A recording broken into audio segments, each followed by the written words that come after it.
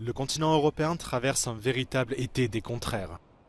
Les températures sont bien inférieures à la moyenne dans le nord, avec beaucoup plus de pluie que la normale, tandis que les pays du sud sont déjà aux prises avec des vagues de chaleur et des incendies de forêt majeurs.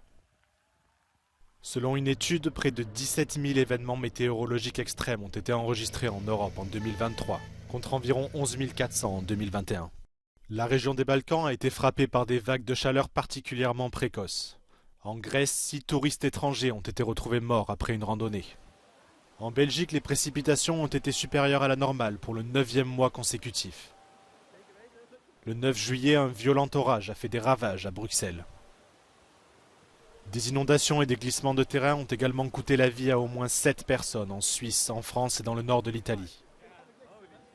Au mois de juin, des feux de forêt massifs ont fait des ravages près d'Athènes et dans la région d'Izmir en Turquie, où de nombreux habitants et vacanciers ont dû fuir leur résidence.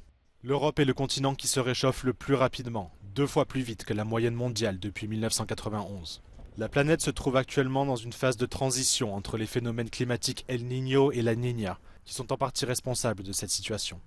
Durant cette période de transition, El Niño, connu sous le nom de période de réchauffement, reste dominant et contribue à augmenter drastiquement les températures de l'air et des océans.